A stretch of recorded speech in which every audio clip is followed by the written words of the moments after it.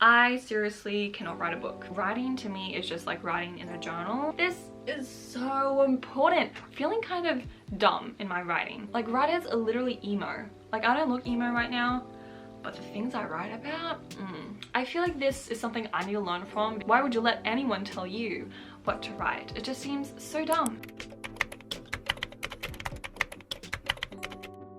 Hey Rally Besties, welcome back to my channel. I hope you're well. Today I'm very excited to be getting into some writer sort of quotes from authors that I find very inspiring, and I really think that these certain quotes, we can learn so much about writing as a genre and an art. I of course give a lot of my advice on this channel, which I adore to do, and it's really fun.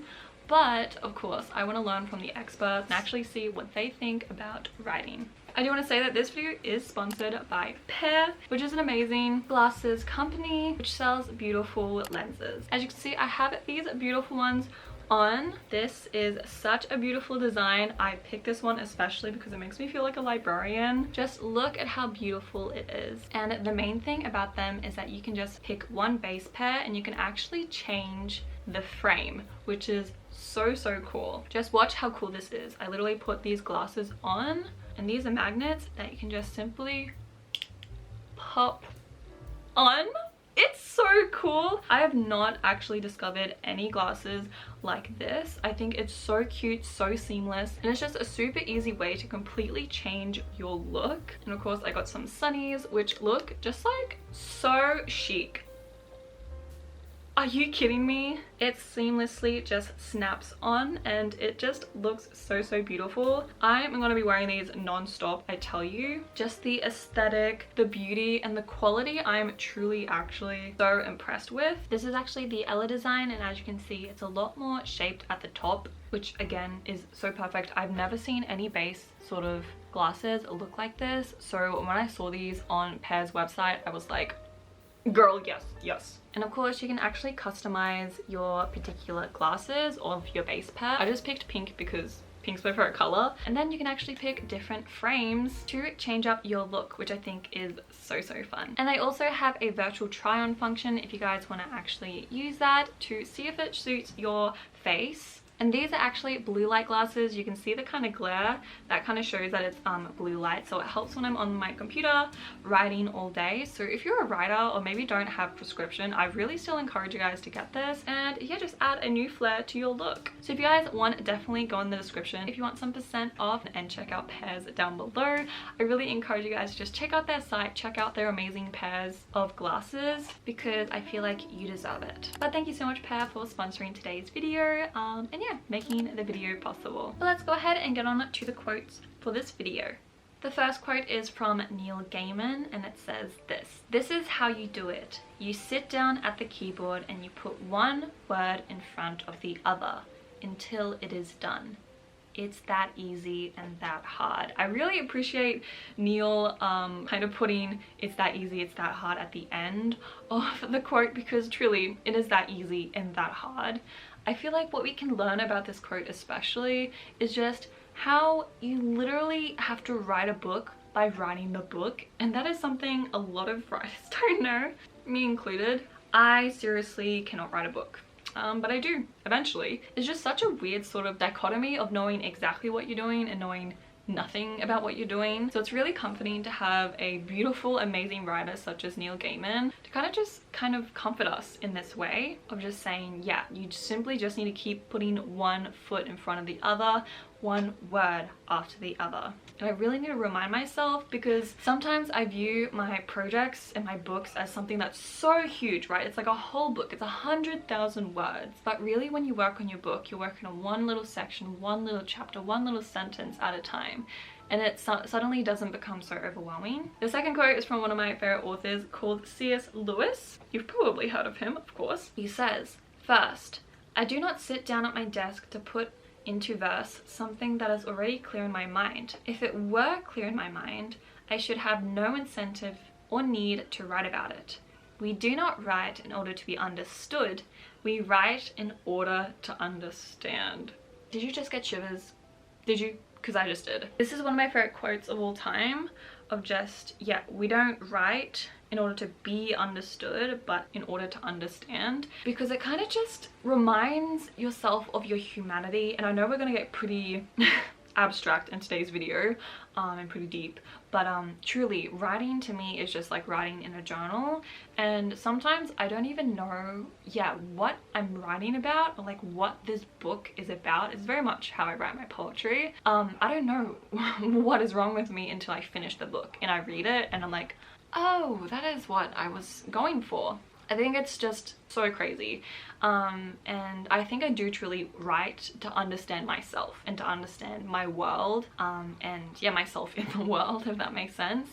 It's a very complicated experience, a very humanizing experience. So that just like reminded me about how when we write, we should just try our best to not be scared about the sort of content we're writing, to not be scared about not knowing what to write, not knowing what we are even writing or what we have written. I think there's such power in writing something that is so unknown and sort of, yeah, bizarre to you. And I do this actually through writing lots of different genres.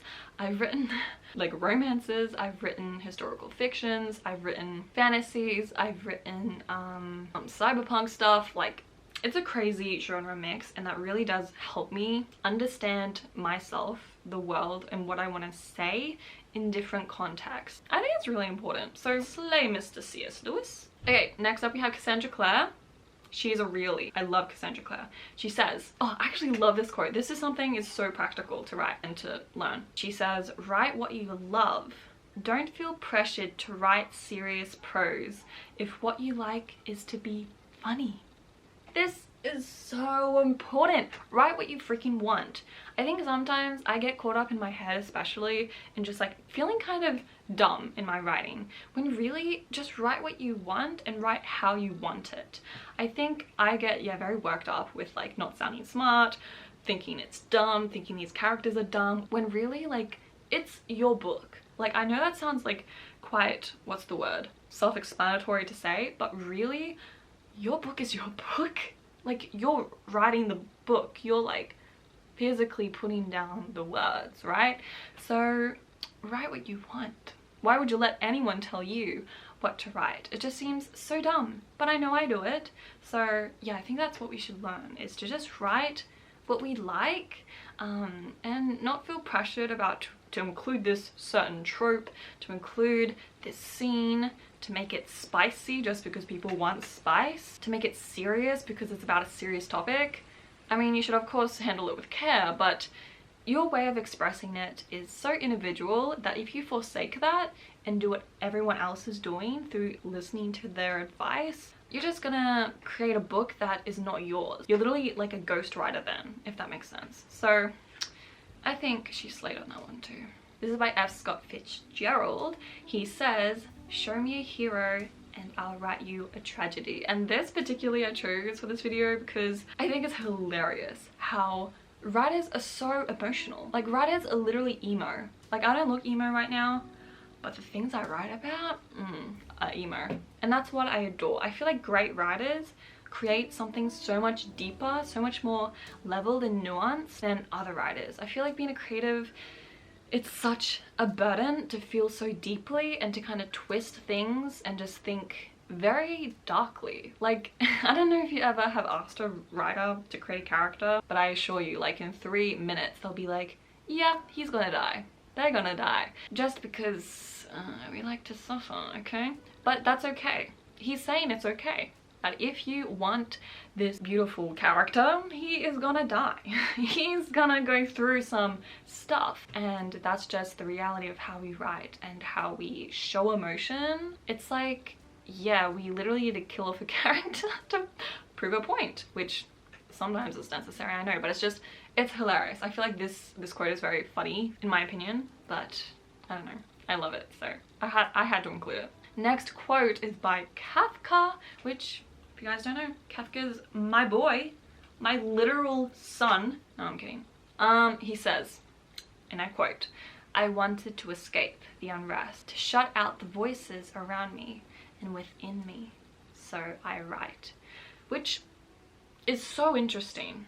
I feel like this is something I need to learn from because I don't understand this truly. When I write, I don't know, something to reflect upon, hey Anna? Because I'm just realizing I'm like alone in my room talking to a camera. Yeah, I feel like when I write something, I feel extremely like I'm screaming.